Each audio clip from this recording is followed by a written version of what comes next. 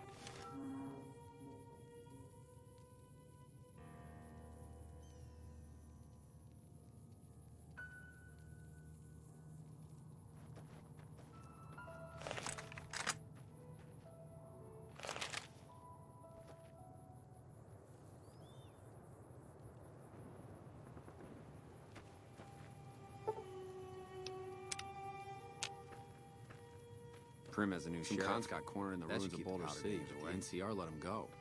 That's unusual. Hey there.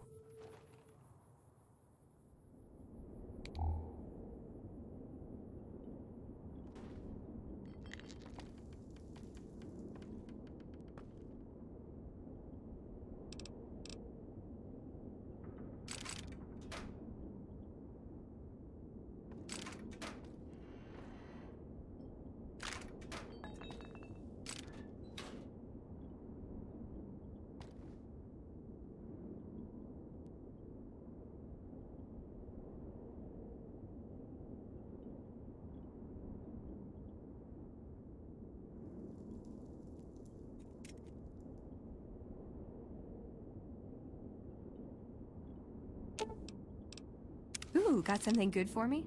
Is it a dress?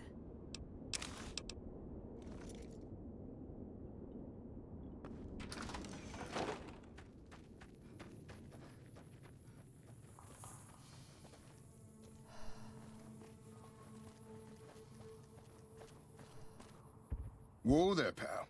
You better slow down, or you'll get blown up like the rest of the idiots who thought they'd scavenge in Boomer territory. Now that I've got your attention, might you be interested in a little information? It'll cost you, but it's well worth the investment. Whoa, simmer down. I'll tell you, I'm a gambler and a scavenger.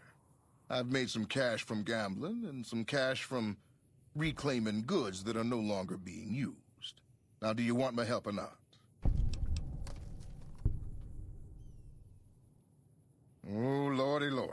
You haven't heard of the Boomers? What rock have you been living under? They're a bunch of artillery-slinging, grenade-lobbing odd jobs camping out in Nellis. Wander into their territory and you're as good as mincemeat. There is a way, and I'll tell you. For a little wager. Well, I know the secret to get past. If you give me the caps, I'll tell you. If you make it back alive, I'll double your money.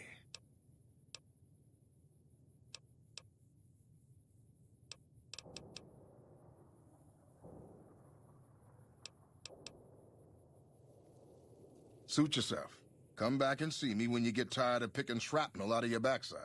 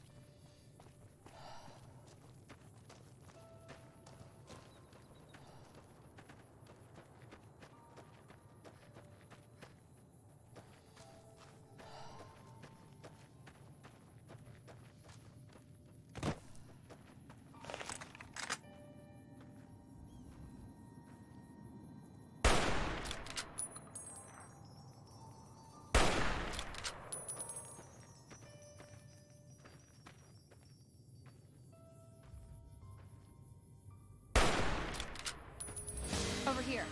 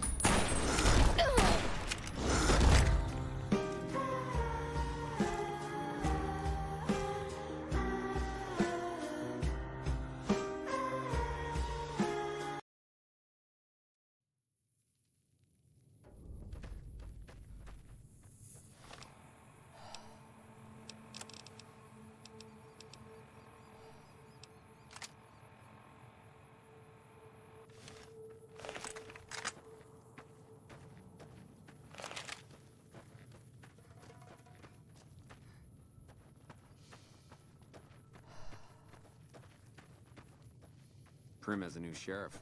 That should keep the powder gangs away.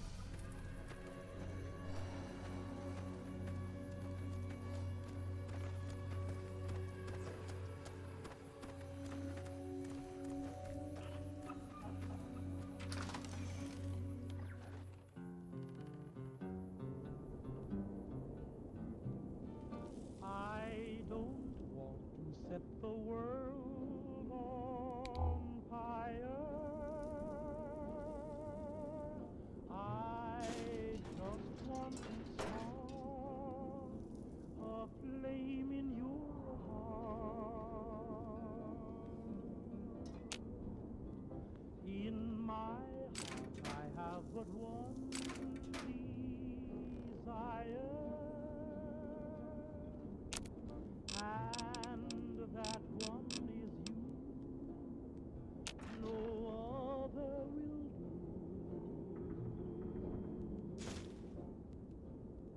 I've lost all ambition for worldly acclaim.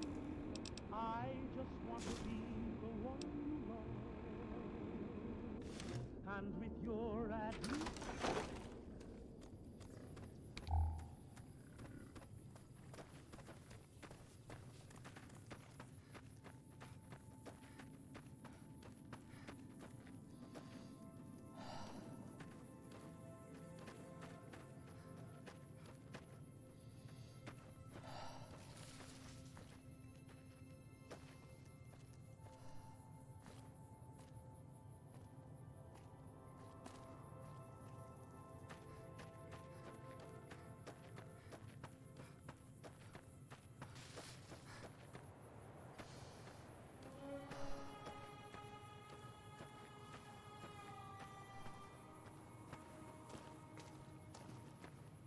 Over here.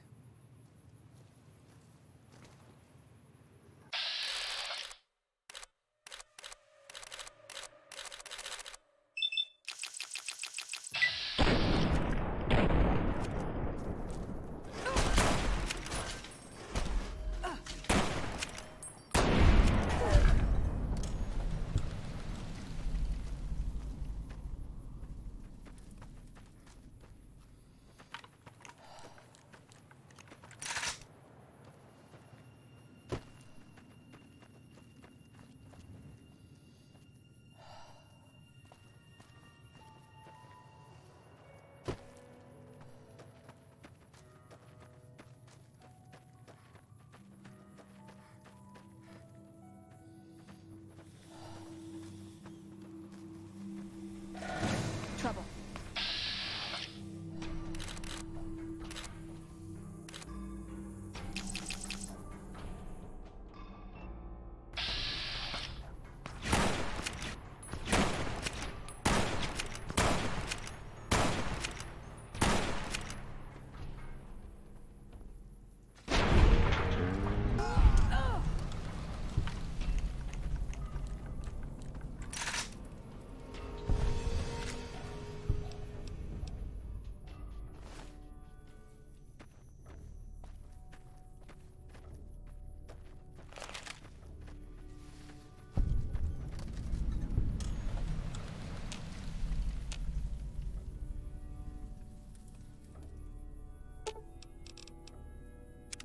What's up?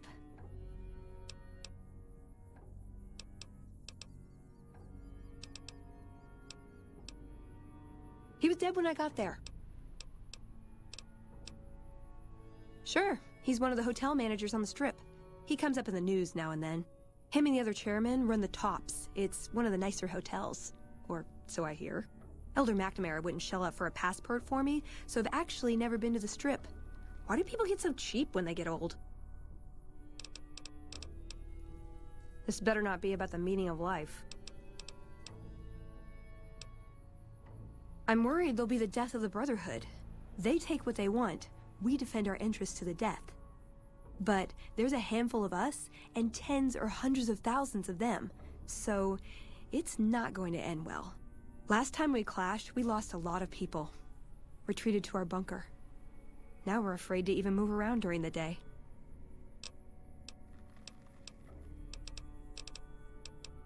See you around.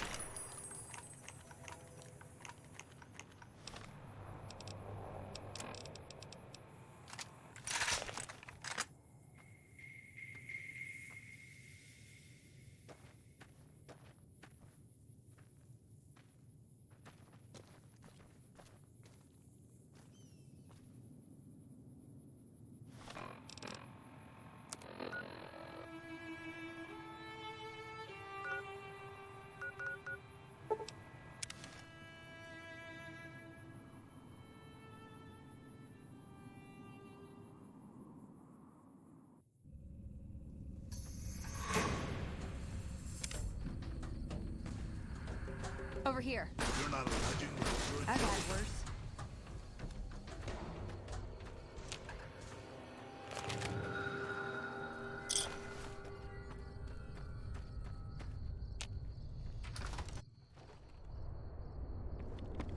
Hey there. Is the convoy attacker dead? Good. Here's your reward. Don't spend it all in one place. Come back when you're ready for the next job.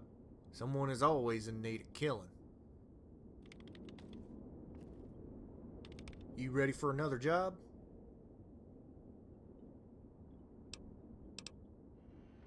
What are you, some kind of psychopath? Look, we collect fingers because it's a quick and efficient way to provide proof of death. I'm not building some crazy finger necklace or anything. I learned it from a man I encountered in my younger days. He found me after Marco had cut me to shreds since he was on that bastard's trail. His name was Marshall Cooper, and he was the bravest lawman and bounty hunter I ever encountered. I saw him kill 3 raiders single-handedly with a fucking fork.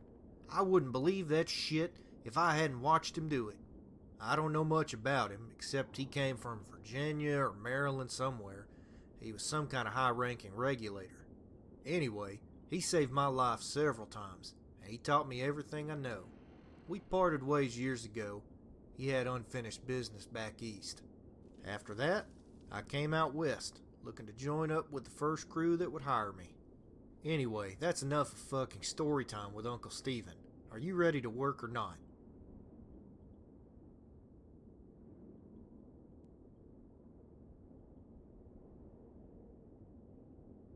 That's what I like to hear. Our client is offering 1,000 caps for this next target, and after hearing about her misdeeds, I understand why. The bounty is on a fiend named Eileen. She's a vicious twat with a reputation for castrating male victims and consuming their flesh. Suffice to say, her activities are detrimental to troop morale. The payout is big on this one, so bury that sick bitch and head back.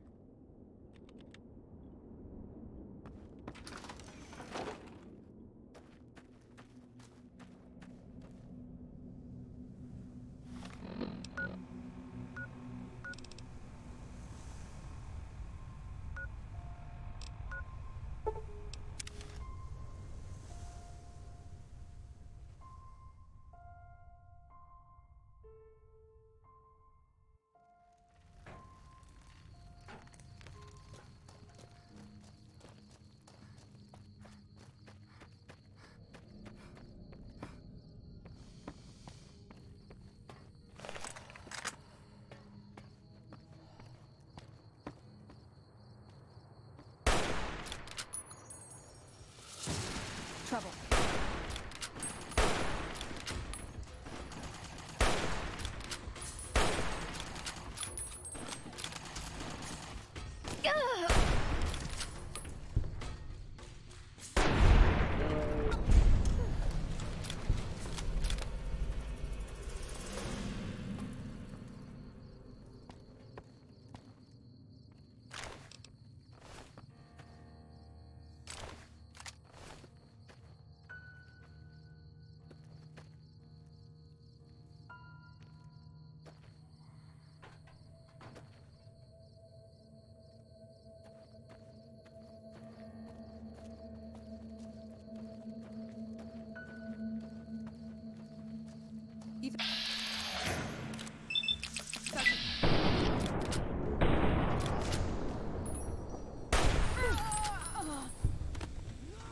Uh-oh.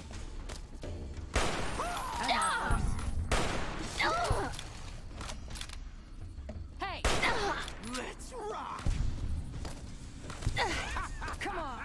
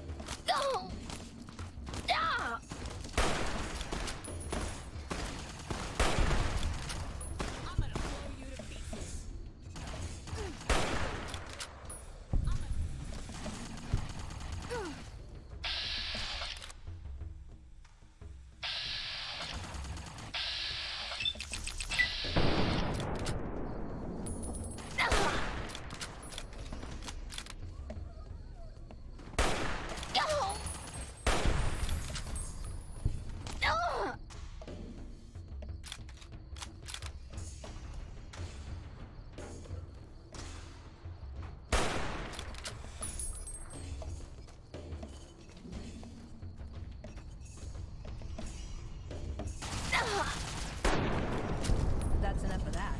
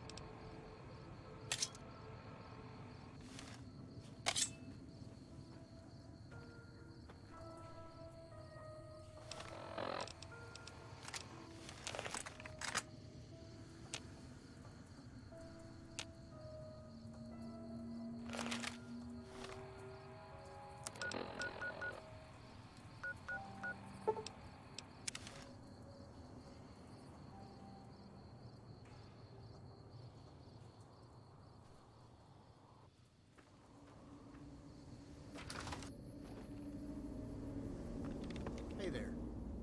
Did you kill Eileen? Good. I think every member of the male species is sleeping a little easier with that bitch dead.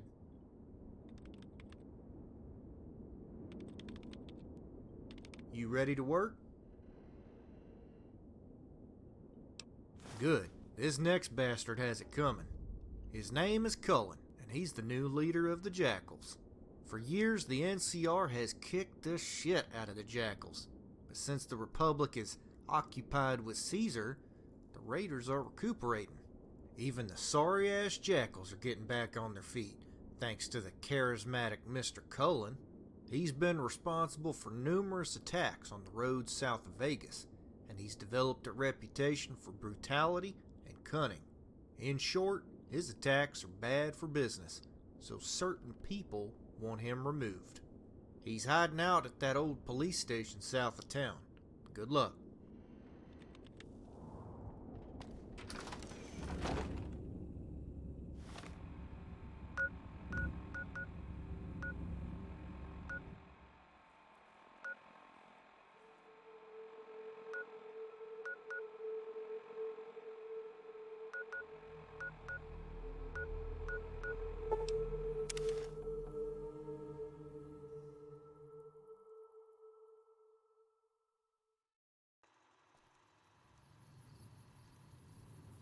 Do you like guns that suck? The Gunrunners have you covered. Welcome, sir or madam.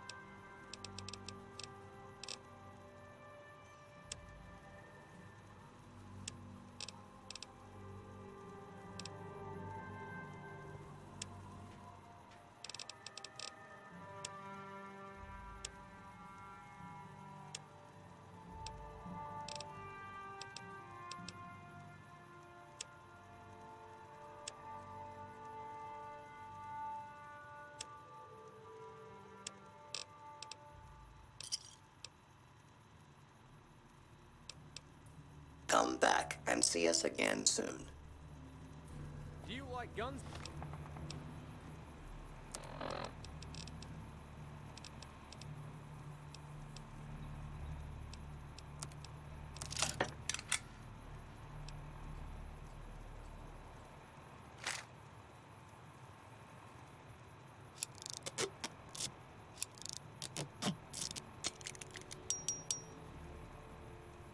That suck?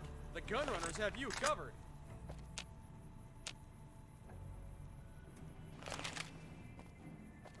By 18 Makarov ammo won't work with guns that need 9x19 parabellum rounds. You're probably buying the wrong ammo. Diamonds are a girl's best friend until she sees a Gauss rifle, obliterated Deathclaw. Then, energy weapons are her new best friend.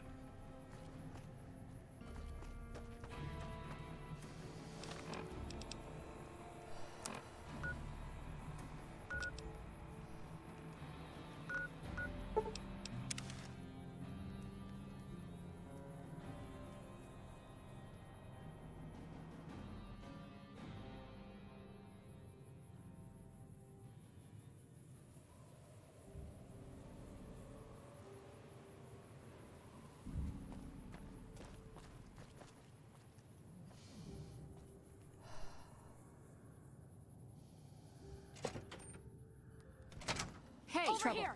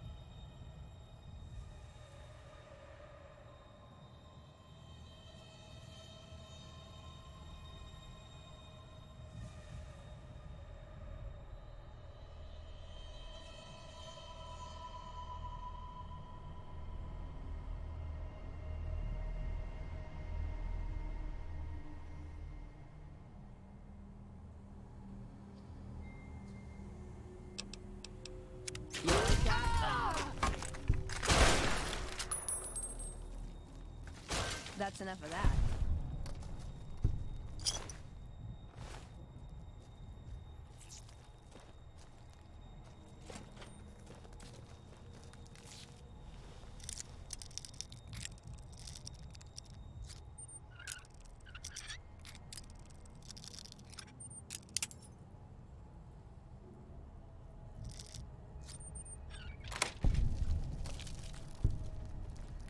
Still looking.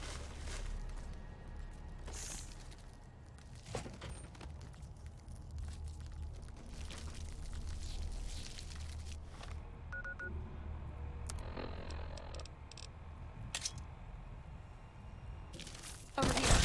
Who the fuck are you? You're gonna be collecting your ass. Nobody fucks with the jackals.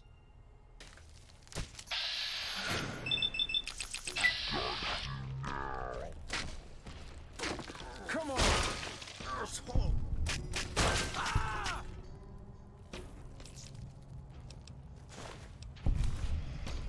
Over here.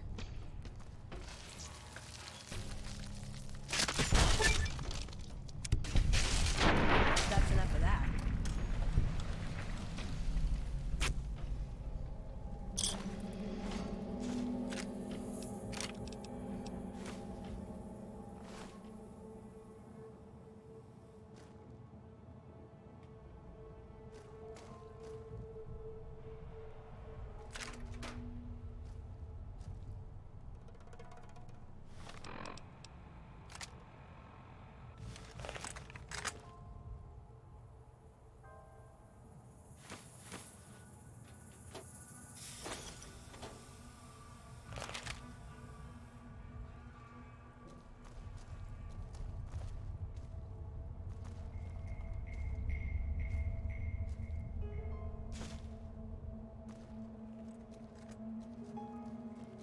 Collecting another one of my bounties, eh?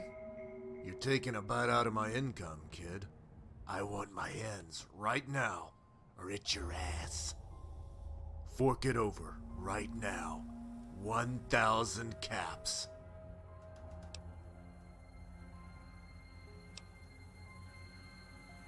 Well, you've got some fight in you. If that's how you want it, fine.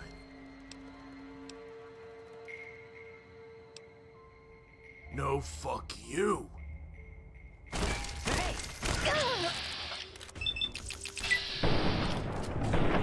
That's enough of that.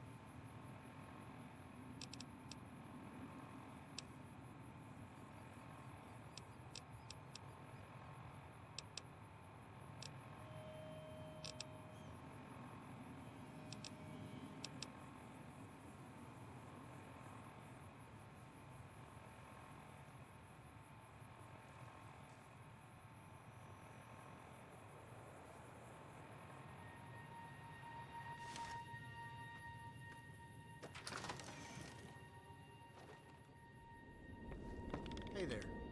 Is Cullen dead? Outstanding job. Come back when you're ready for work. I've got another bounty if you're ready to work.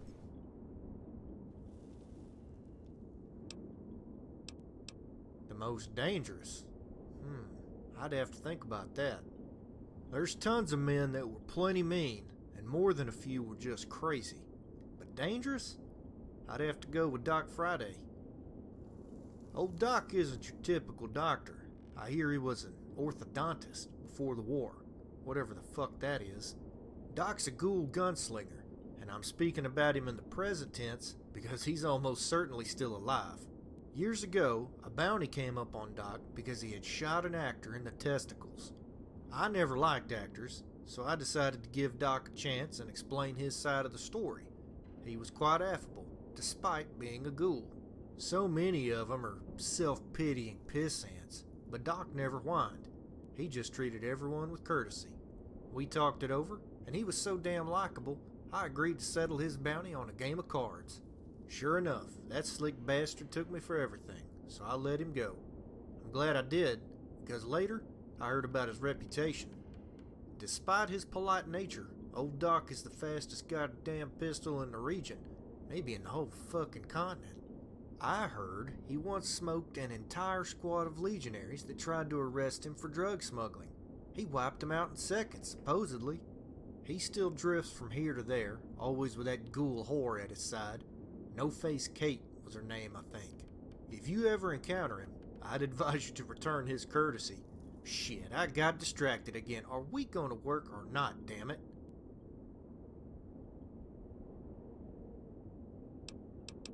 Good. This next bounty has a fine payoff.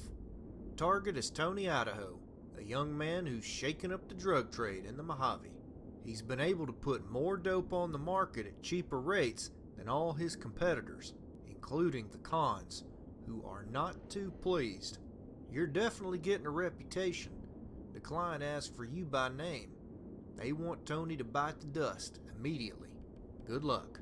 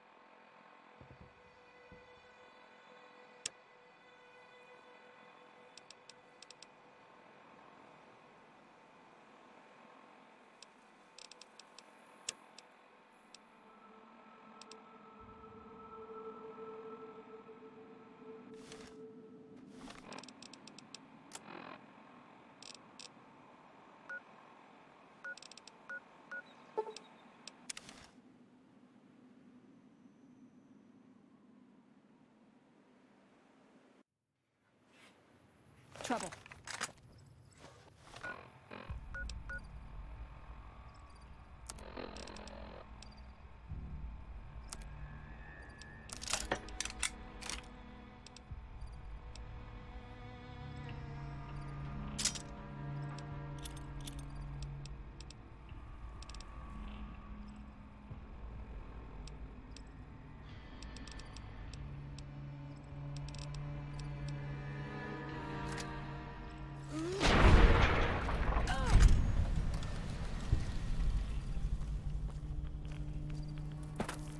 Hey!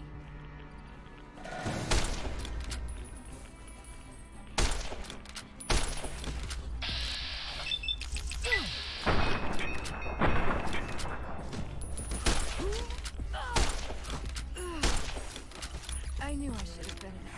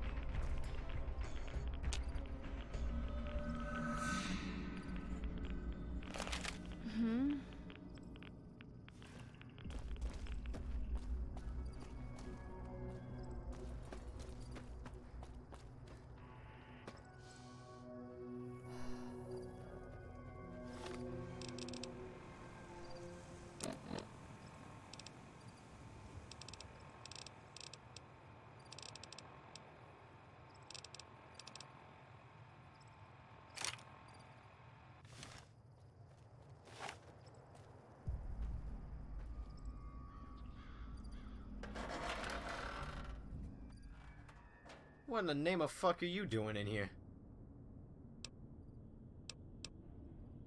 Well, if you say so.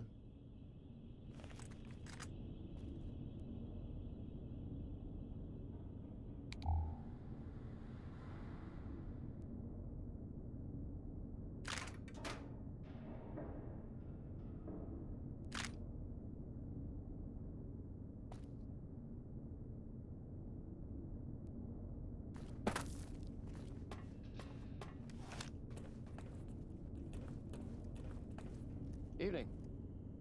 What are you doing here? How the fuck did you get past Rowdy? I'll bury you, cockroach. Uh-oh. Hey!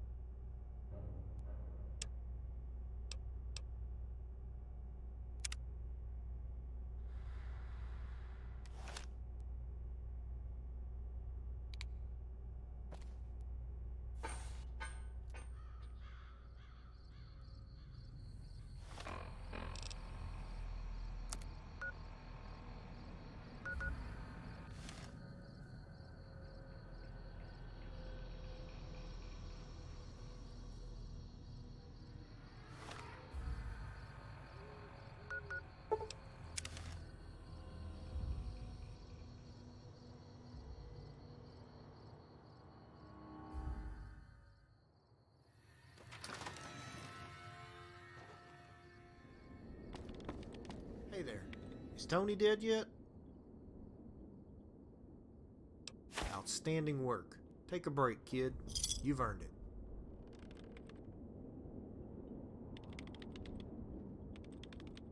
I've got another bounty lined up if you're ready. Alright, your target is Tommy, a hot-headed wise guy associated with the Omertas. Tommy was always quick to throw down, but the other night he got worked up after some guy cracked a joke about his shoes. Can you imagine? Anyway, Tommy whipped out his pistol and capped this fella, right there outside the casino. As it turns out, this guy was sort of connected, so to speak. In short, Tommy fucked up, and now he's got to pay. My contact says that Tommy is probably hiding out at the old Tumbleweed Ranch. They say he's jumpy as shit and prone to shoot anything that comes through the door, so be careful. Good luck, kid.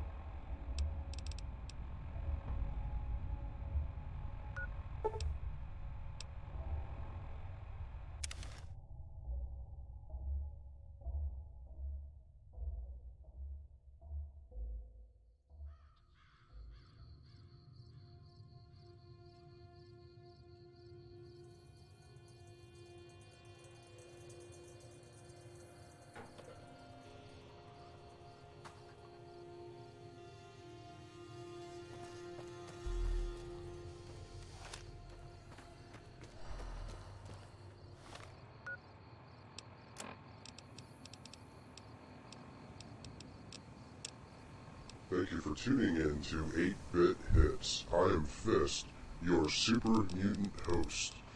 I got a block of songs that are sure to make you shit yourself. Literally.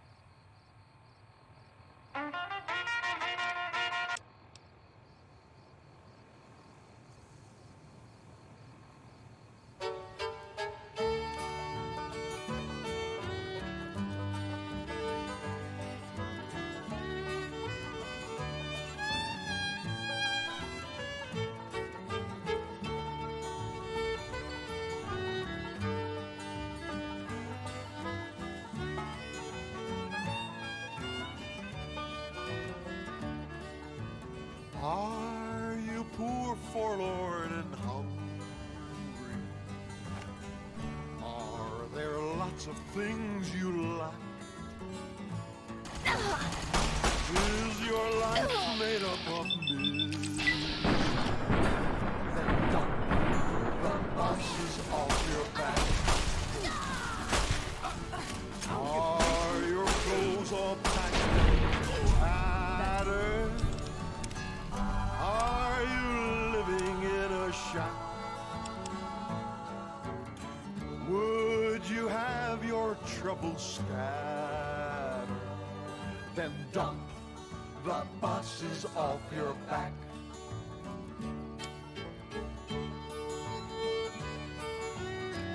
That's enough of that.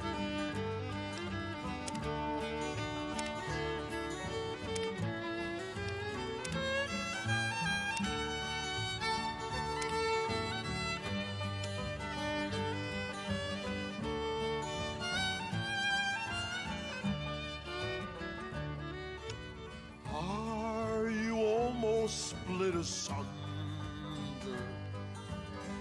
Loaded like a long-eared jack? Ooh, boy, don't you buck like thunder and dump the bosses off your back. All the agonies you suffer good whack. Stiffen up, you ornery duffer, and dump the bosses off your back.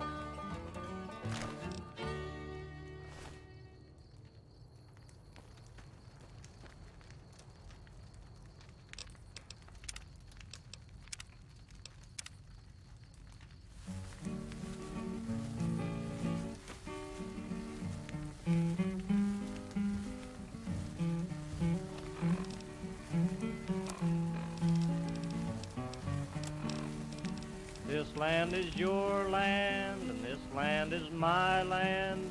From California to the New York Island, from the Redwood Forest to the Gulf Stream waters. This land was made for you, for you, for you, for you. As I went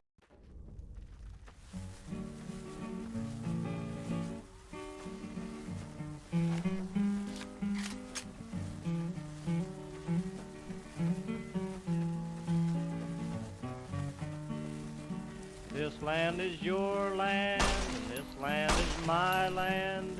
From California to the New York Island, from the Redwood Forest to the Gulf Stream waters. This land was made for you and me.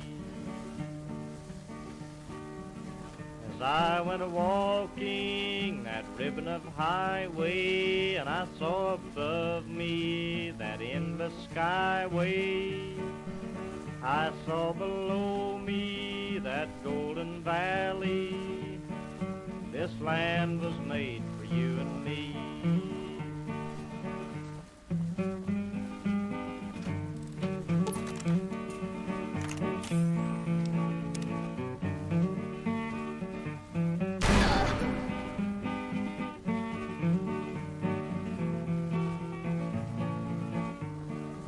I roamed and rambled and my footsteps, the sparkling sands of her diamond deserts.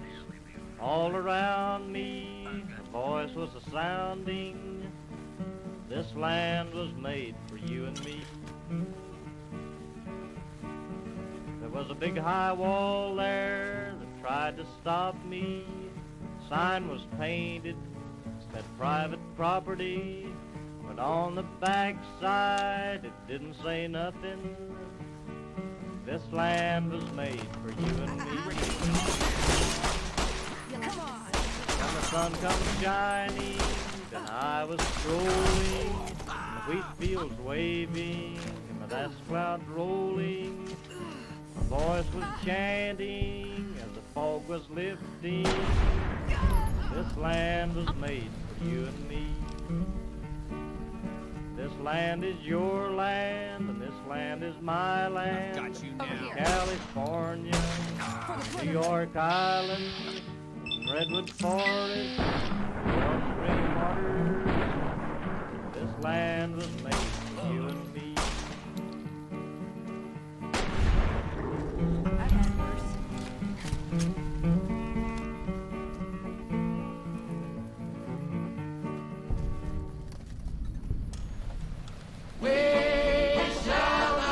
We shall not be moved.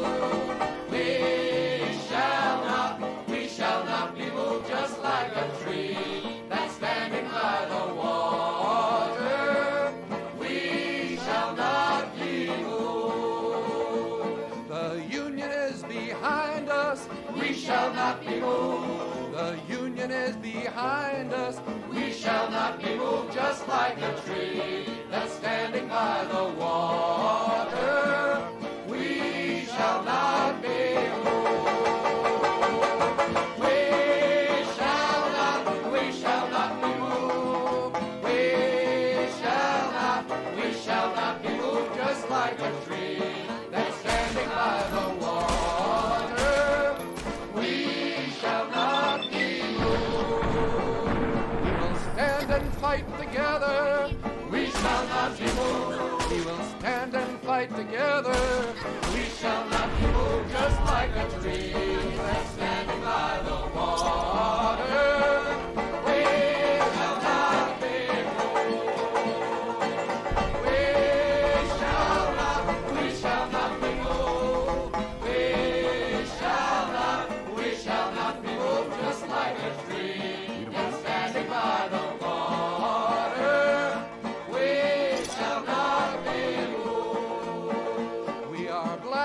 right together.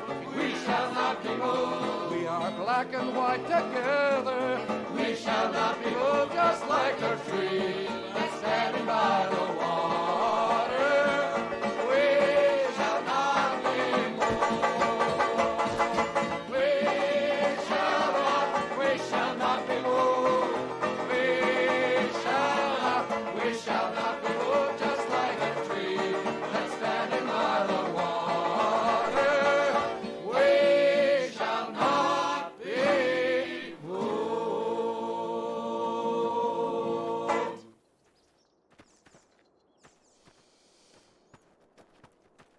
Up in Lawrence, well, the laborers that worked there were contract laborers brought over from France and the Low Countries.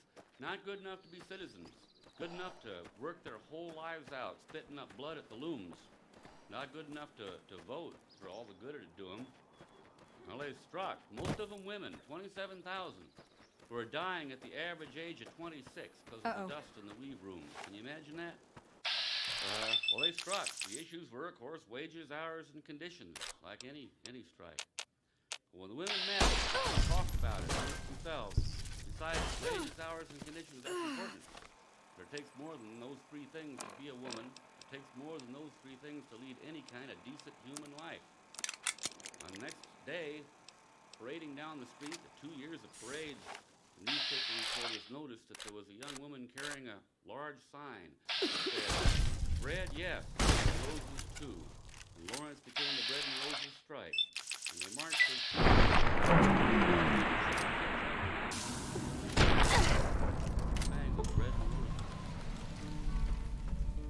as we come marching, marching in the beauty of the day. A million darkened kitchens, 1,000 mill lofts gray, are brightened by the beauty a sudden sun discloses. And the people hear us singing bread and roses, bread and roses. As we come marching, marching, we battle for men.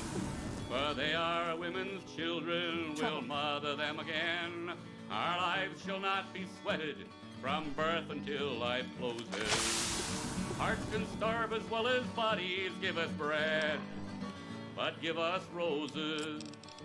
As we come marching, marching, 100 million dead go crying through our singing their ancient cry for bread. Small art and love and beauty, their drudging spirits knew. Yes, it's bread we fight for, but we fight for roses too. As we come marching, marching, we're standing proud and tall. The rising of the women is the rising of us all. No more the drudge and idler can that toil where one reposes, but a sharing of life's glories, bread and roses, bread and roses, bread and roses.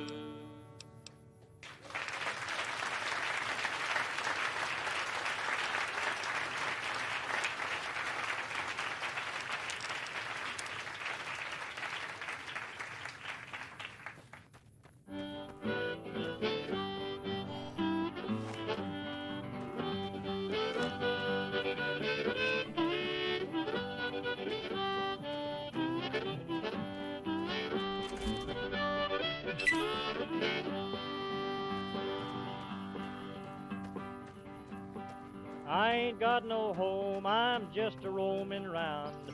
Just a wandering worker, I go from town to town. And the police make it hard wherever I may go. And I ain't got no home in this world anymore.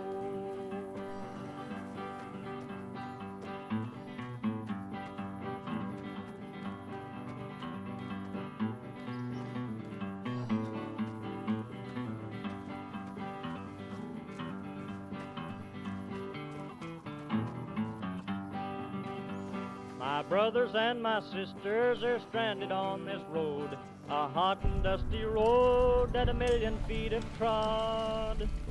Rich man took my home and drove me from my door, and I ain't got no home in this world anymore.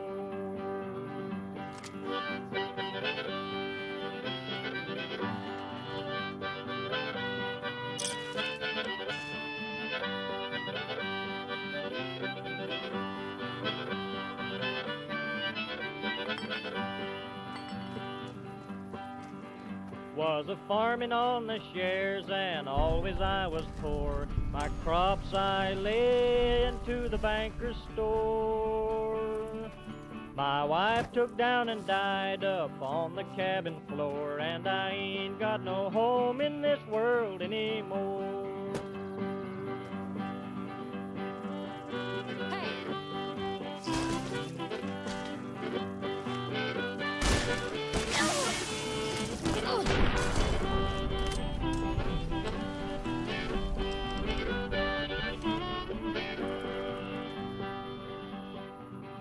Now as I look around, it's mighty plain to see this world is such a great and a funny place to be. All the gambling man is rich and the working man is poor, and I ain't got no home in this world anymore.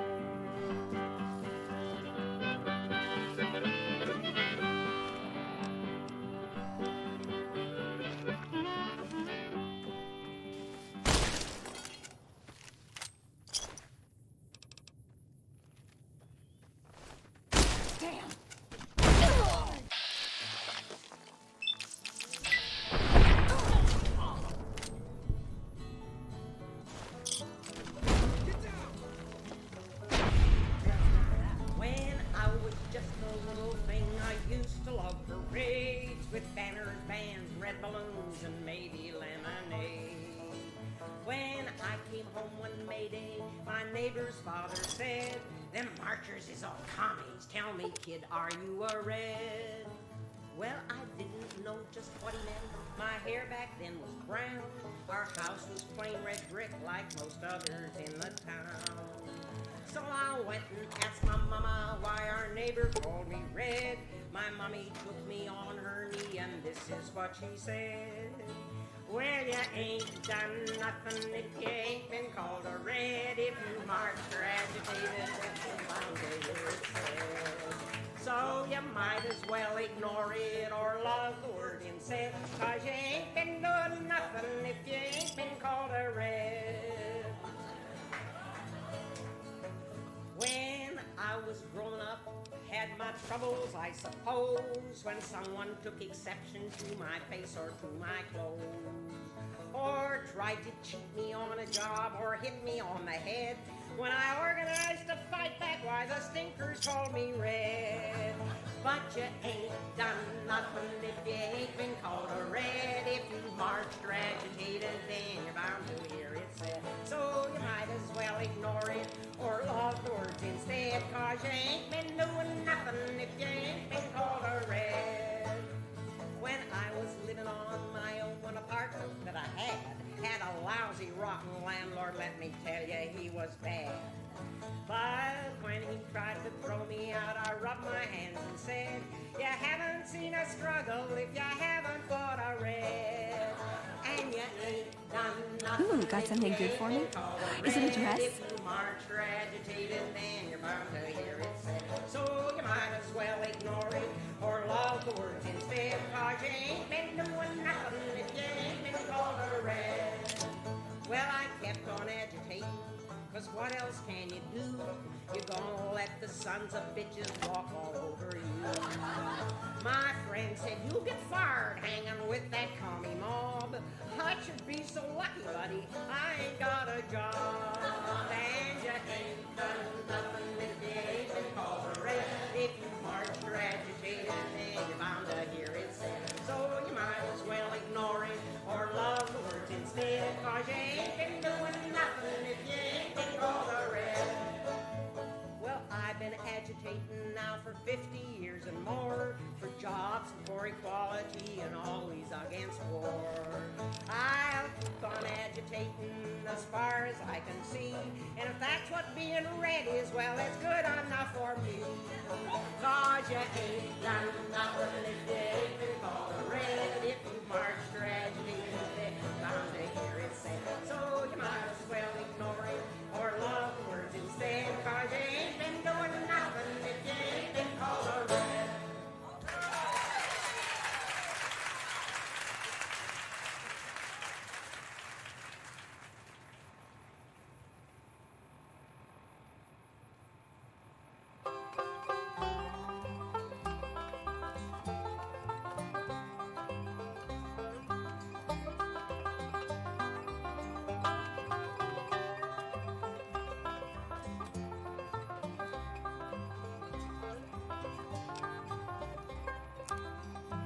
In the gloom of mighty cities, midst the roar of whirling wheels, we are toiling on like chattel slaves of old.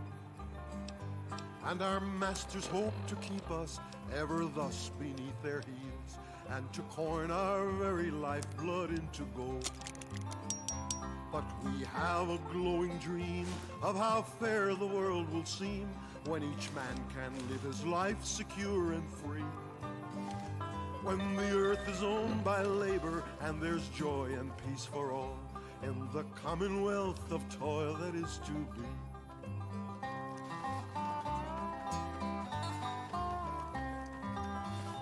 They would keep us cowed and beaten, cringing meekly at their feet.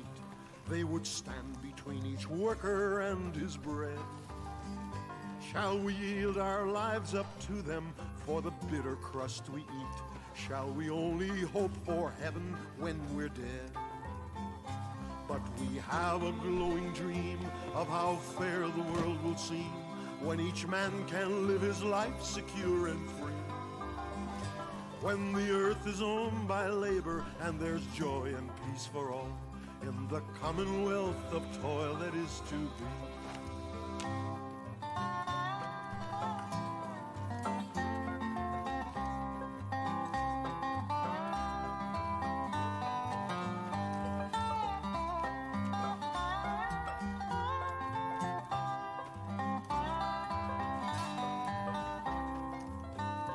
When our cause is all triumphant and we claim our Mother Earth, and the nightmare of the present fades away, we shall live with love and laughter, we who now are little worth, and we'll not regret the price we have to pay.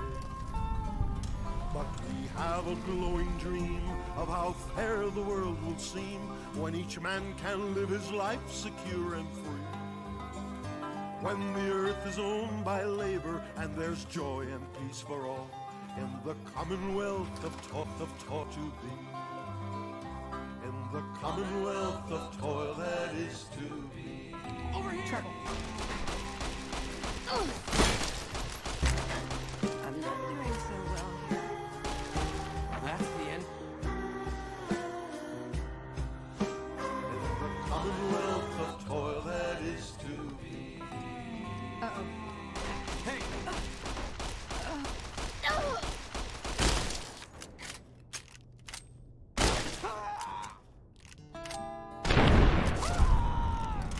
There are women of many descriptions in this queer world, as everyone knows. What'd I miss?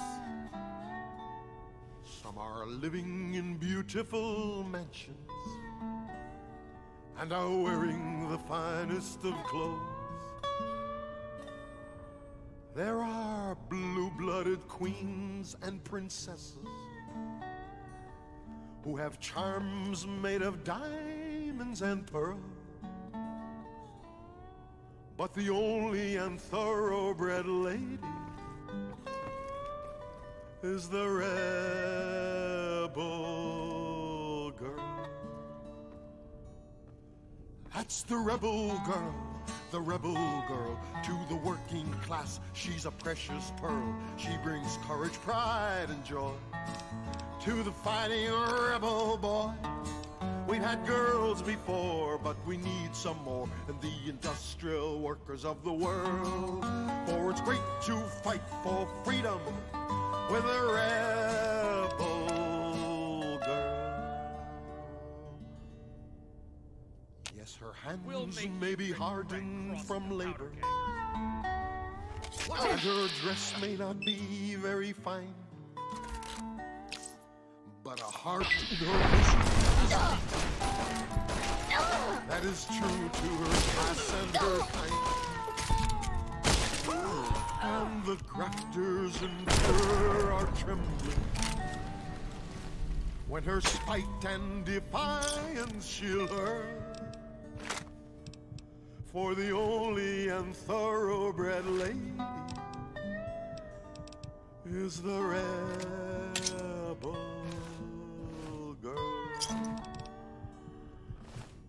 That's the rebel girl, that's the rebel girl. To the working class, she's a precious pearl. She brings courage, pride, and joy to the fighting rebel boy. We've had girls before, but we need some more. And the industrial workers of the world. For it's great to fight for freedom with a rebel girl.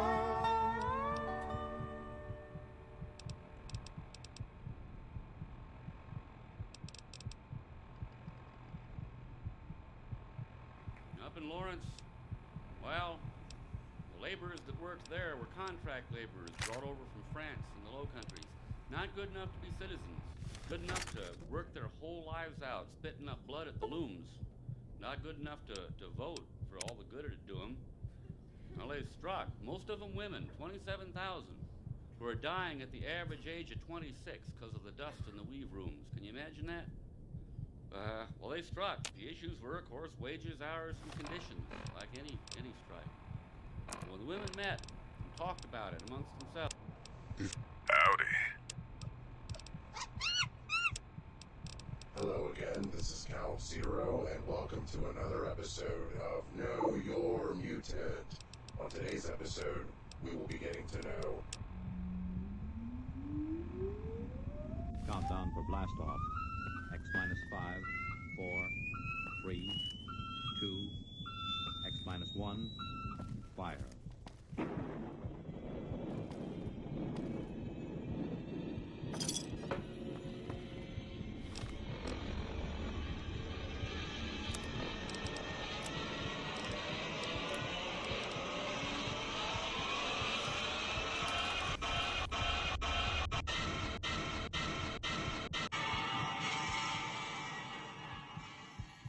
From the far horizons of the unknown come transcribed tales of new dimensions in time and space. These are stories of the future, adventures in which you'll live in 1,000,000 could-be years on 1,000 maybe worlds. The National Broadcasting Company, in cooperation with Street and Smith, publishers of astounding science fiction, presents X minus 1.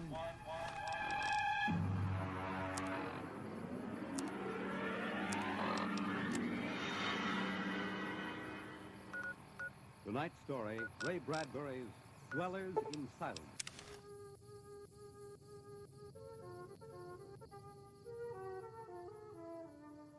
"20 years had passed.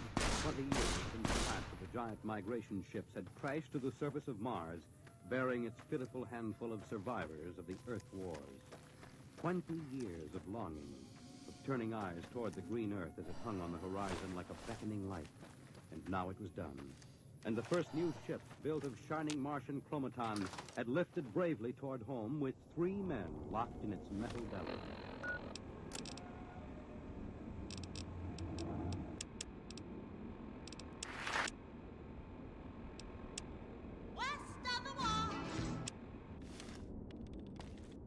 Hey there, did you kill Tommy or what? Terrific work, kid. Here's a bonus.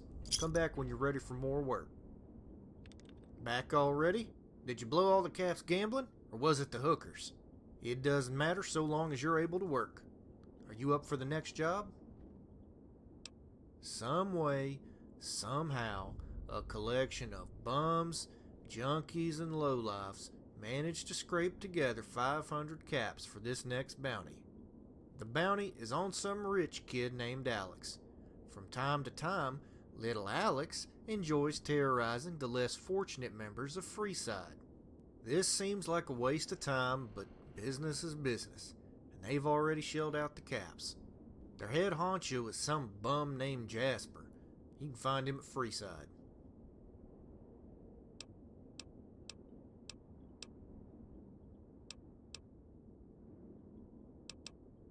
Ever the professional, eh? Just bring back the finger, same as usual.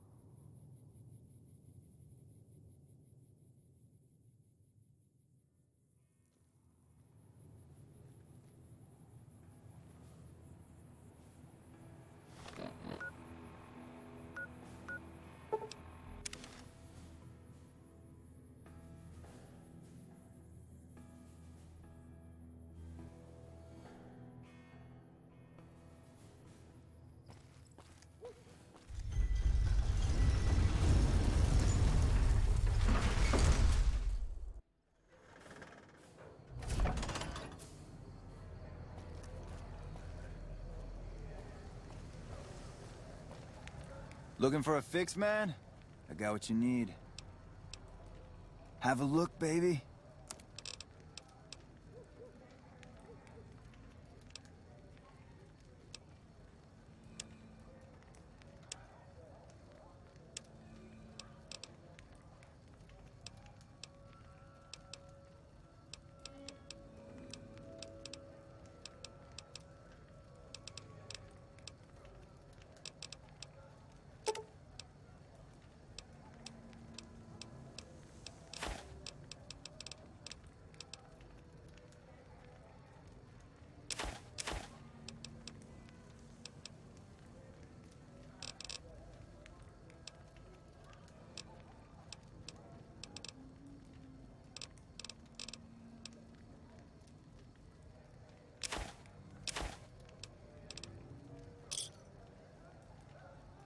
Give me a shout if you need anything else.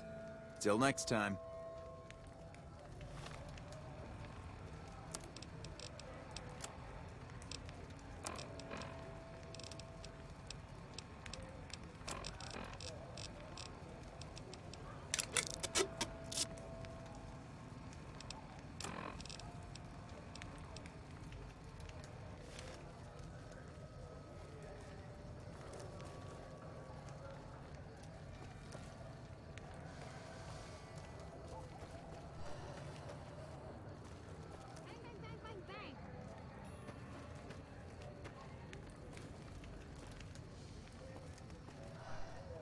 Howdy. Hey. Aha! Hey!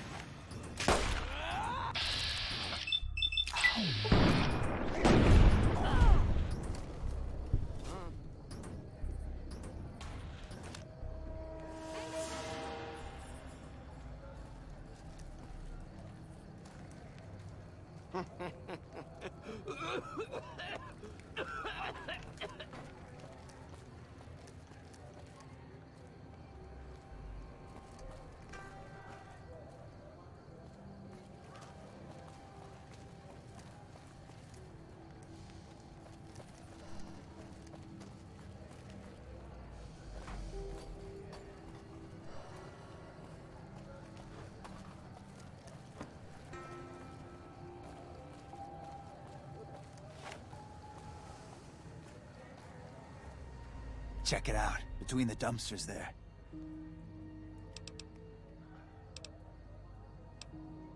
Nah, just some idiot that wandered down the wrong alley.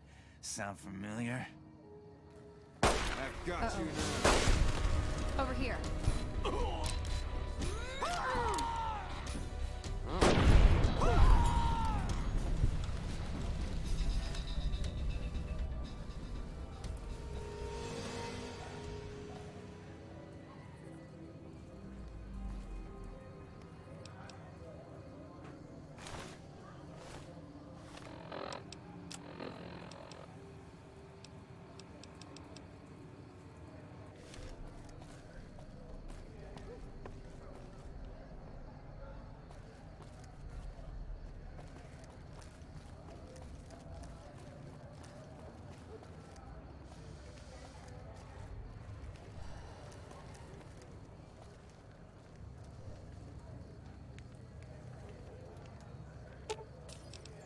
You're making me carry the heavy stuff, aren't you?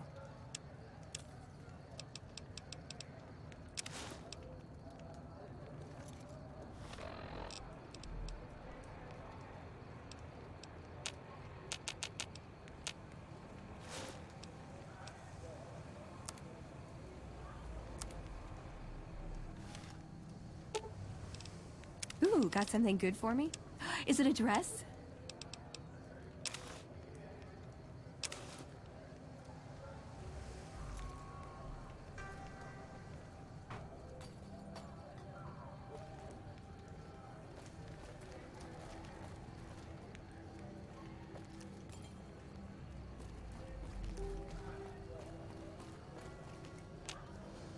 Hey. Reach for the sky, lady. This is the best gun in the whole galaxy.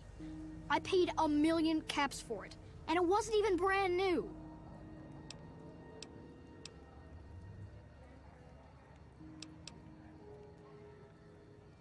Sorry, I may be little, but I'm not dumb.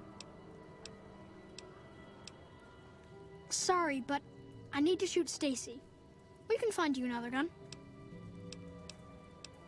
I don't really like to go to bed until it gets dark out. See you later, alligator. Hello there. Bang, bang, bang, bang, bang.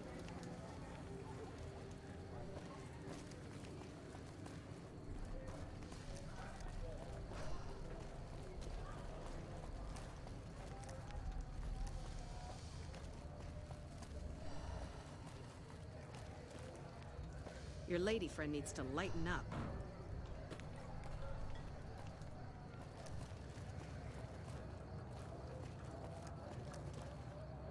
If it can be bought, it can be found at Mick and Ralph's. We're gonna have rat tonight.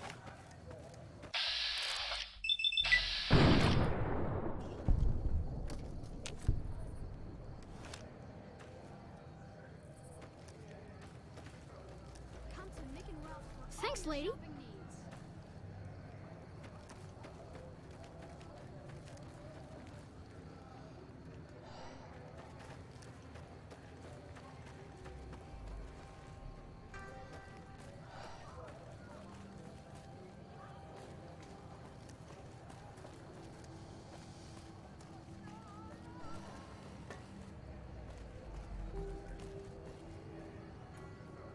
Need some grub? I got you covered. Cheap and filling. Typically, I find it goes down better if I leave people guessing. So what do you say? Want some?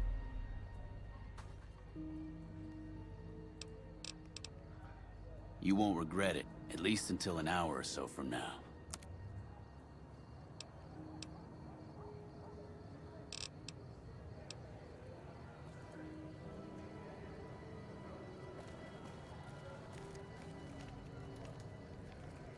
Hello? This man's prices are steep, but I hear he's worth it. You want to travel through Freeside with ease, you hire a king. We're everywhere, and no one messes with us. Your safety is practically guaranteed for just 100 caps. Freeside's a little dangerous for people traveling alone or in small groups. You go without a guard, you're rolling the dice. You know? You must be new. Your tune will change, trust me.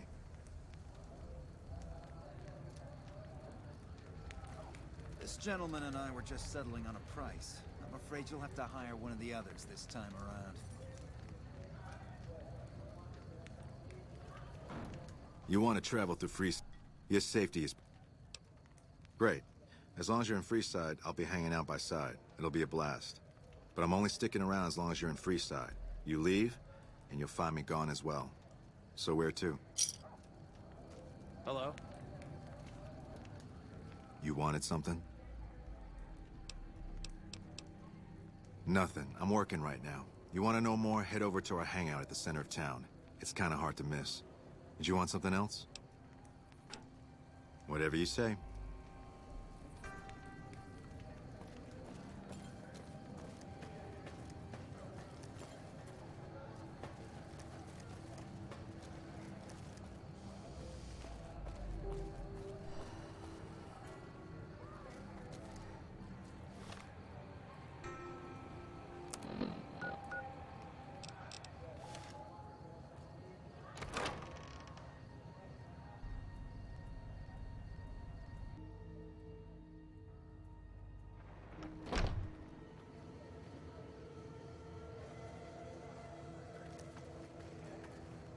Wish the followers would get me some better armor.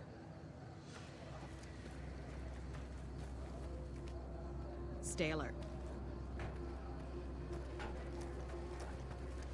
Are you here to drop off medical supplies? Leave them with the rest in the middle of the courtyard. More than rough, it's a damn mess. Freeside townies are constantly picking fights with NCR civilians. Thugs and thieves are always looking for a victim, and the local families are just sitting back making caps on the mess. Freeside is in dire need, but no one has been man enough to step up. The followers can only do so much to stem the tide. There is always something needing done. A few souls here in Freeside could be great assets to the community if they'd kick their addictions. We need a regular supply of medicine organized, but the Crimson Caravan wants too many caps for what we need.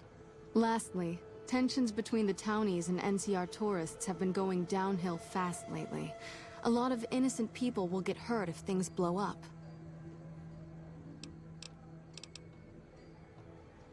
The big man around here is the king. Not much happens in Freeside that he doesn't know about.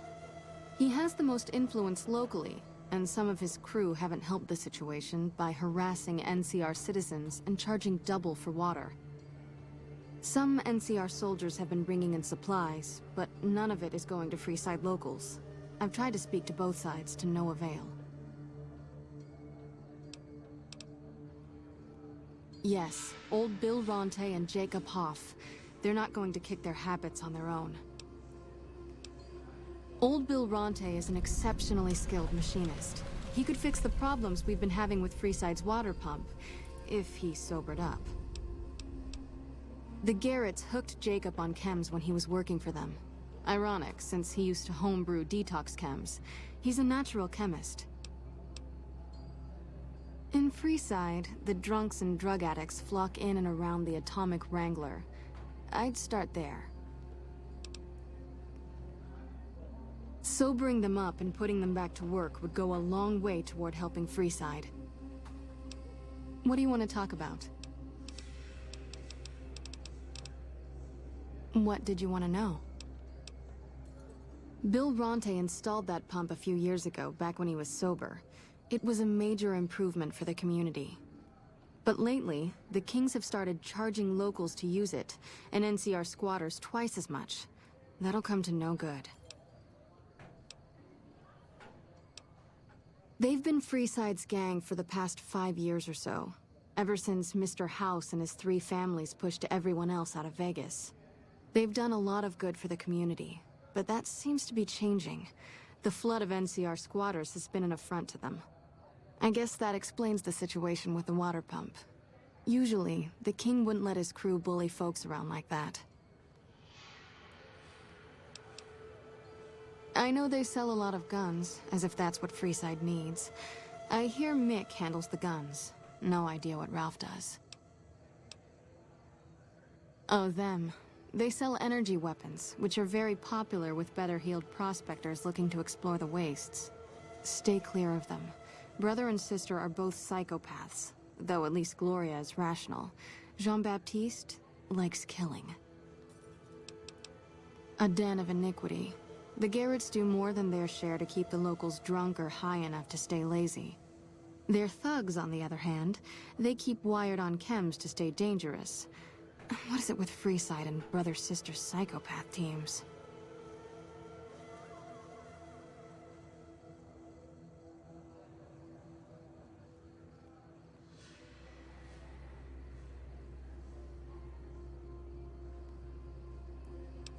What did you want to know?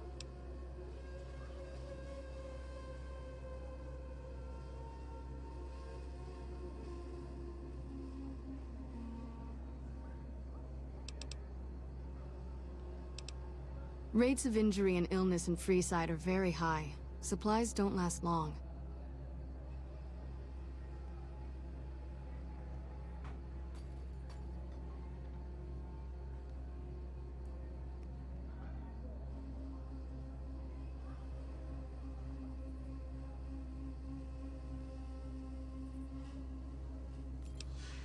Med-X, Radaway, and Fixer are Freeside essentials. I can't pay you for any supplies you bring in, but I could discount the charge for our services.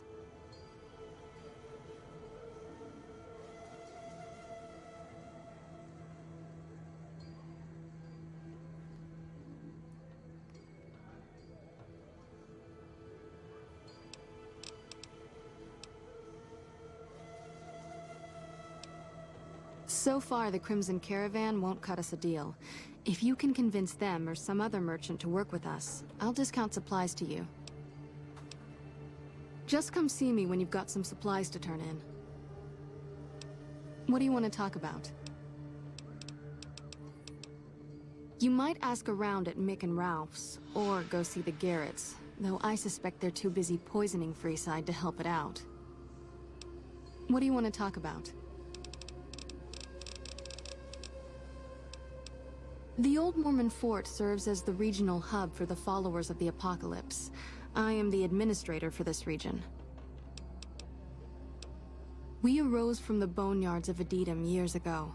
Since then, we have made it our mission to rebuild the wasteland and re-educate its inhabitants. We hope to forge a brave new world free of war and poverty by sharing knowledge and resources. Our primary goal is the free exchange of ideas. The followers of the Apocalypse aren't just interested in research. We care for our fellow man and do everything we can to help humanity. Here in Freeside, we provide food and medical services for those in need. We also have organized reconstruction efforts. With the help of Bill Ronte, we were able to install a water pump just west of here, but the Kings quickly took control of the pump.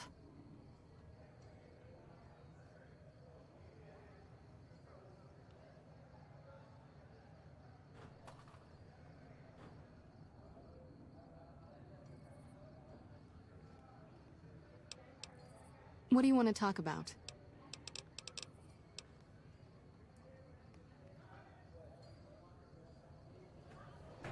Can't help but be impressed with what they're doing here.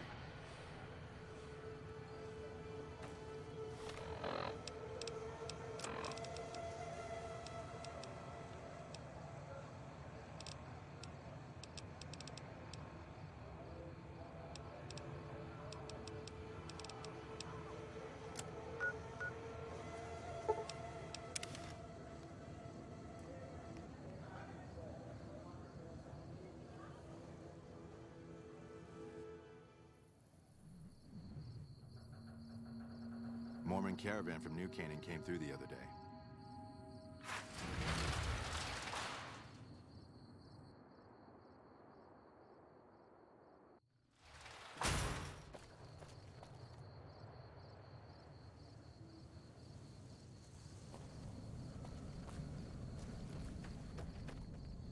Good to see a friend of Elgrave. Hey there. Here's the rest of the payment I promised you back in Good Springs. Alice McLafferty runs the Crimson Caravan. You can find her over in the main office. I'm getting ready to run a caravan up towards Utah. There's a town called New Canaan, which is supposed to be pretty prosperous. The Crimson Caravan doesn't have any branches out that way, so it'll be up to me to get things started. I'll see you around.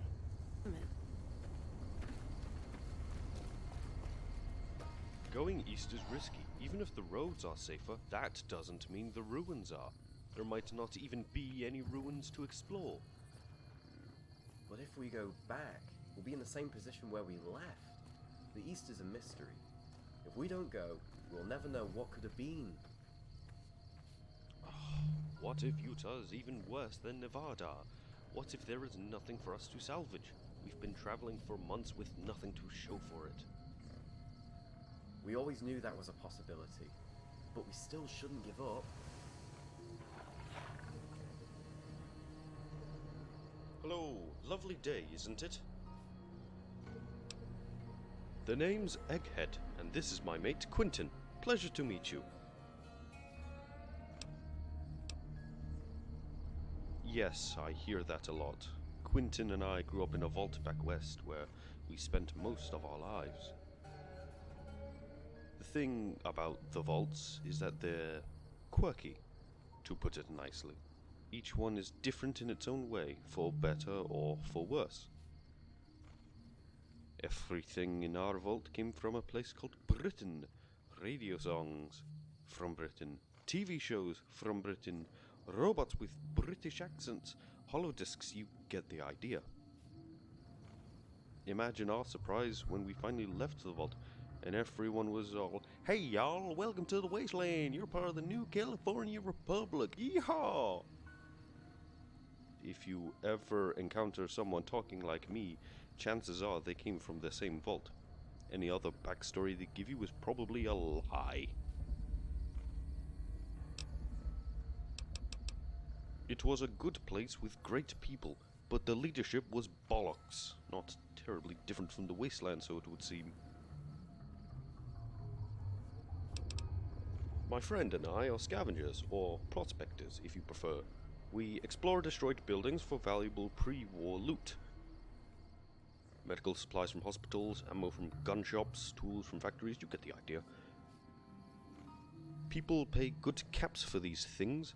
Sadly, the ruins around California seem to be picked clean these days. We came east hoping things would be different, maybe find some untapped pre-war buildings. That hasn't happened, unfortunately.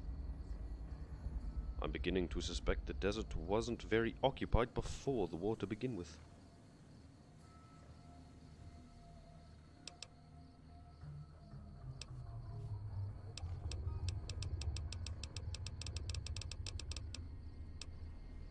Ha! You and Quentin would get along well then.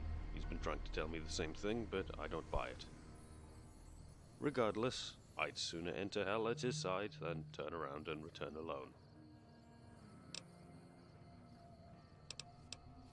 I'd say the best place I ever salvaged wasn't a ruin at all, but a field, purple and pink flowers. Natural beauty like that can be difficult to find. Resting among the poppies was a squad of Enclave soldiers. They'd been there for a while. The flowers were rooted in their rusted armor.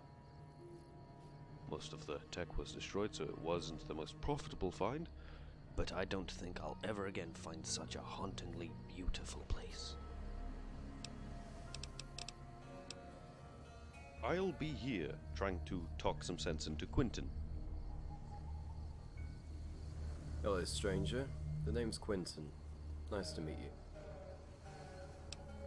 My friend and I are salvagers, looking for loot in abandoned pre-war ruins.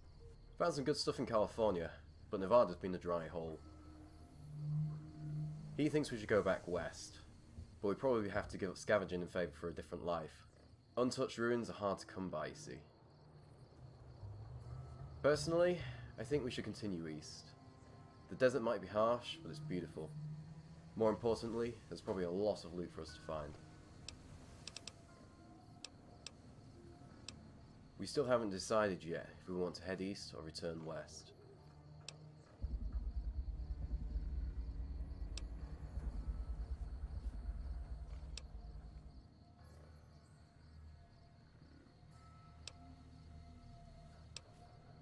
If I go back to California, I might regret it for the rest of my life. That might be worse than death, in a way. Yeah, they're probably overlooking lots of useful items. We can definitely turn their profit that way. You have a point. If they ever suspect we're spies or drug runners, we'll be dead by daylight. It's a big risk. It's hard enough finding good salvage in California. Heading east might truly be a fool's errand. Anything else? Definitely a hospital in a place called Fresno. We were probably the first people to set foot in that building since the bombs dropped. Medical supplies are valuable and incredibly lightweight. What a score that was. We lived off that find for years. Years. If the rest of that building hadn't been collapsed, we might have been able to spend the rest of our lives out of that hospital. But the well ran dry, and we had to keep moving. Such is the life of a scavenger, hoping that lightning strikes twice.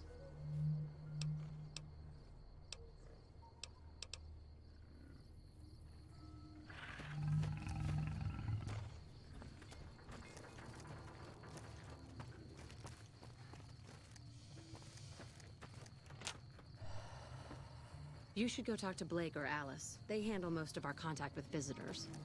The NCR appreciates good citizens like you. If you're looking to buy or sell, you've come to the right man. The Crimson Caravan Company has the widest selection in the wasteland. Maybe. What do you want to know? Trade routes, my friend. Trade routes. Just about every major town in the wasteland has a Crimson Caravan branch in it. Out here, we usually split our caravans into smaller bands. That way, we don't lose everything if they get hit. It's not very efficient, though. But hopefully, we'll be able to start running larger caravans once things get civilized. A little place in the NCR called Oak Creek. Used to be a farming town until it got taken over by ranchers.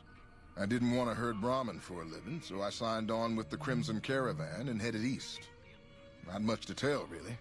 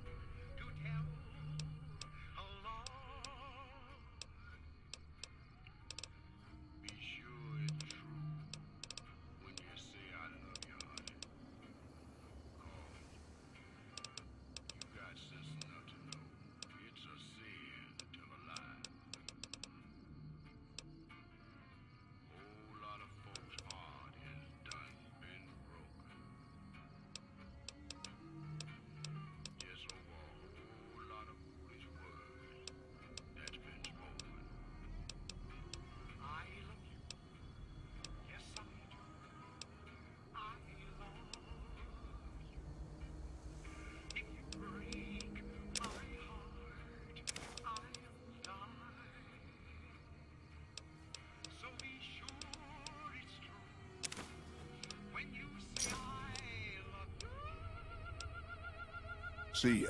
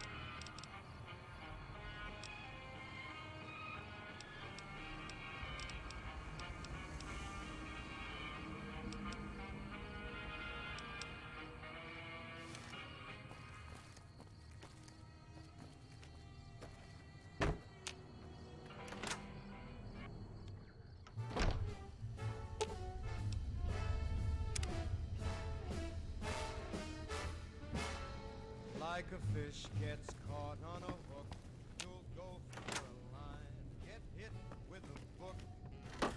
Like a cop puts cuffs on a crook, baby, you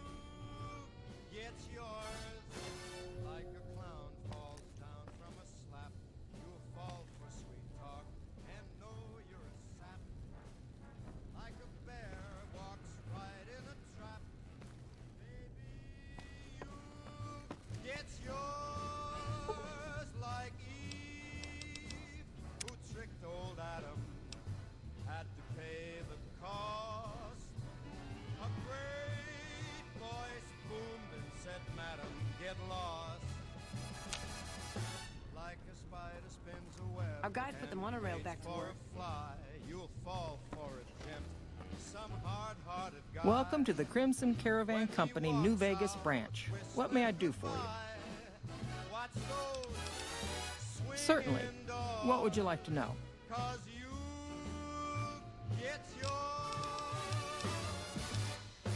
Normally, I oversee company operations at the hub in California. However, the New Vegas branch has been underperforming in recent years. Given the conditions here, it's not hard to see why. I'll change all that soon enough. Well, the gunrunners continue to dominate the weapons market, and the Mormon traders from New Canaan control the majority of the northern routes. The Crimson Caravan Company has been in business for over 130 years. We're partially responsible for the progress in the NCR.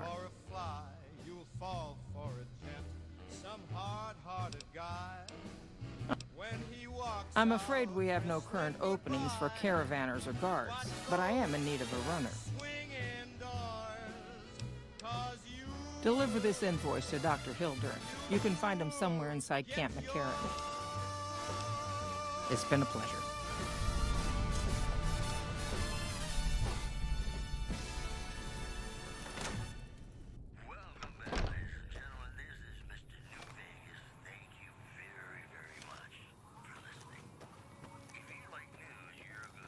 McLafferty's been riding asses again. Better lay low.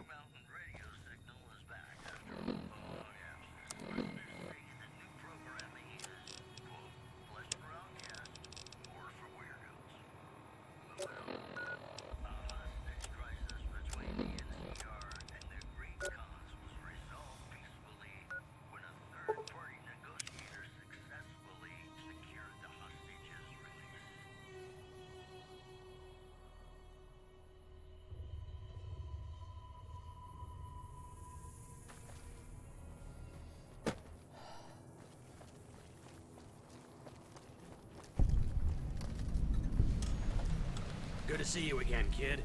Wasn't sure you'd still be alive, what with all the chaos lately. I heard there were a couple bounties up for grabs. A couple fiend leaders that have been harassing farmers and kidnapping honest people.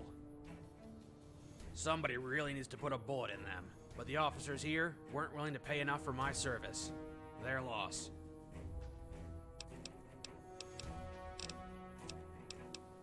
Bounty hunting is a lot like gambling, but with higher stakes. If you take a risk and lose, you're dead. Period.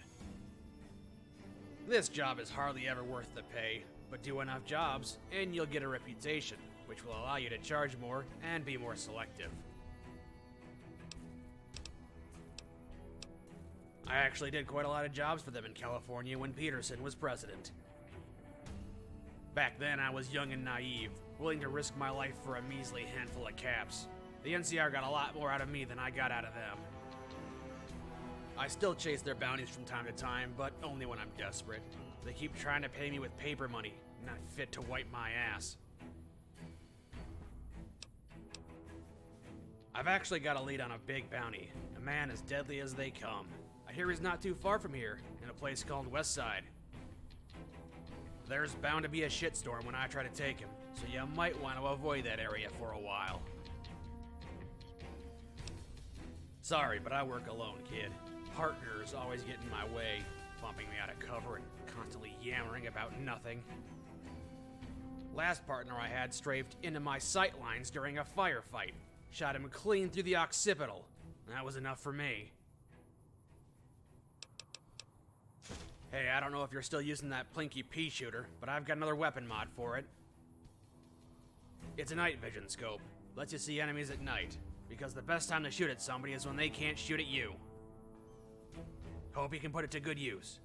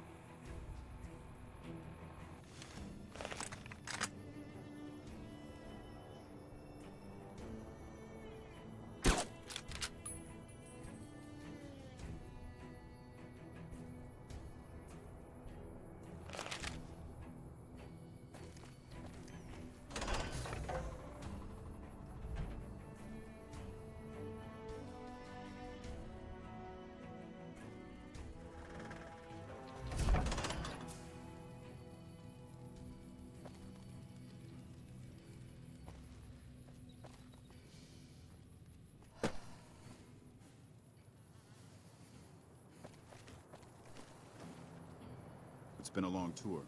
All I can think about now is going back home.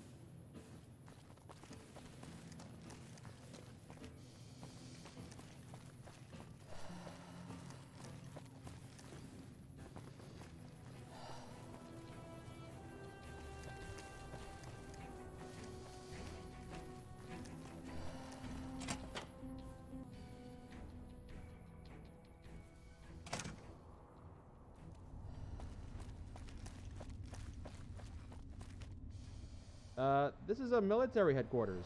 You know, for soldiers. What's a civilian doing here?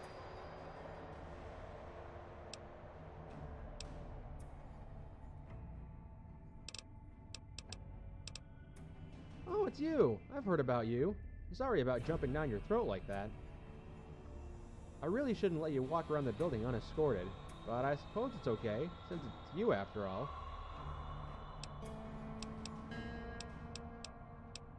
The Fanes keep trying to raid this place because they're idiots. Seriously, I don't think any of them have 2 brain cells to rub together. This place has dozens of soldiers, plenty of firepower, and tall fuck-off walls that repel any attack. They can't touch us. When the Legion attacks Hoover Dam, however, a lot of us will be sent there to reinforce it. When that happens, this place will be vulnerable. Yeah, Doc Kemp offers medical services next to the mess hall. Speaking of which, Barber can sell you some food, if you're interested. Beyond that, Contreras runs the armory. If you need any weapons or ammo, he might be willing to sell you any surplus. Is that illegal? I don't know. Me? I left the family farm when I was old enough to join the NCR and fight the good fight against those Legion scumbags. I wouldn't necessarily say I'm cut out for the soldier's life, but it's a good cause. However, in my absence, my family's farm was attacked by raiders. No survivors. Now the NCR is the only family I've got left. To their credit, once word of the raid reached local NCR officials, they struck back twice as hard and purged that raider scum from this earth. Silver lining, I suppose. Won't bring my family back, though. You're at a military headquarters, so a lot of people, actually, can't swing a dead mole rat without hitting an officer. Colonel Shu is the commanding officer, but you might want to talk to Captain Curtis or Lieutenant Boyd before skipping to the top. Yeah, bye. Nice job out there.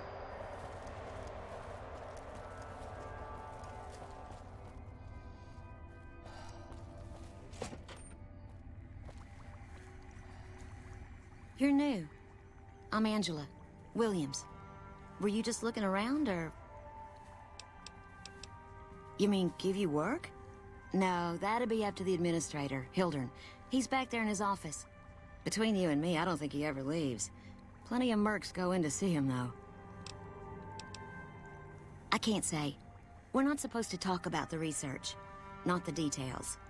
If you're interested, I'm sure he'd see you. Nice to meet you. If you need anything, I'm almost always in the lab.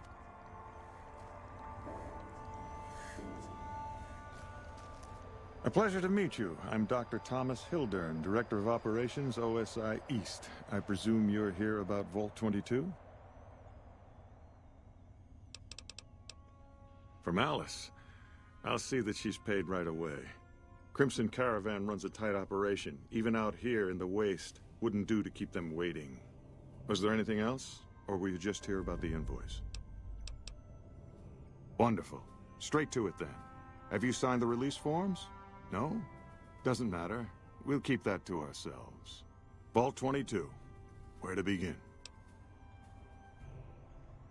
Imagine, if you will, the wasteland in bloom. Vast fields of corn that grow from seeds and produce their bounty in the space of a month. Orchards of trees, their branches weighed halfway to the ground, hung with fat, ripe oranges, a harvest that could feed a city or a nation. And all this, requiring no more than a few drops of precious water and the efforts of only a handful of human farmers. Impossible? A realist. We have that in common. A year ago, I'd have said the same. But what if I was to tell you that the wasteland can yield an endless bounty, and that the secret may lie a mere few miles from where we stand? We need only reach out and take it, and for that, I need you. Isn't it? One directs one's efforts, or the efforts of others, toward a goal, and progress is made. It's a matter of incentives, nothing more. I believe that the inhabitants of Vault 22 unlock the secrets of vegetative growth. Plants are spilling from their gate. No one tends them. No one waters them. Yet they multiply and spread in all directions. Find the reason for this miraculous growth, and I promise you the OSI will see that you are generously compensated. Good. No need to check in with the NCR authorities. I can authorize your payment from OSI accounts. Vaults typically contain a server room on a lower level, where they would have backed up their research data. A computer room, you understand? Download all the information on the central server to your Pip-Boy, and you'll be certain to bring me any notes or samples that you find, won't you? I thought it was a fairly straightforward assignment. Downloading the data will be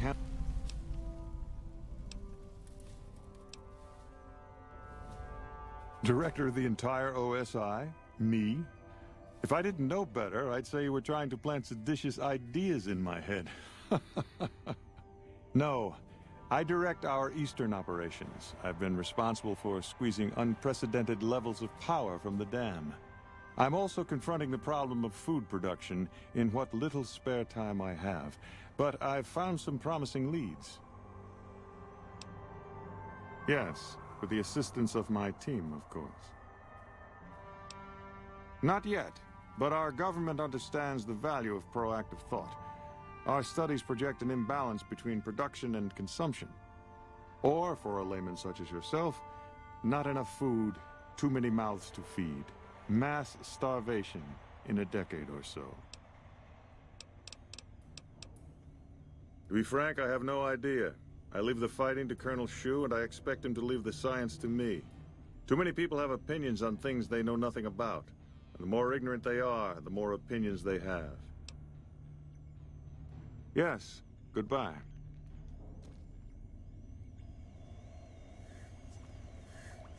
Did Dr. Hildern... This really isn't any of my business, but... Did he give you a job? I shouldn't say anything. I know that. But you're not the first person Hildern sent out to the vault. There were a lot of mercs, one after another. None of them came back. Then about a week ago, there was a scientist, Keeley. She's unusual. Not the sort of person you'd expect, but she's an absolute genius, and he didn't mention her? Not even her name? Or any of the other mercs?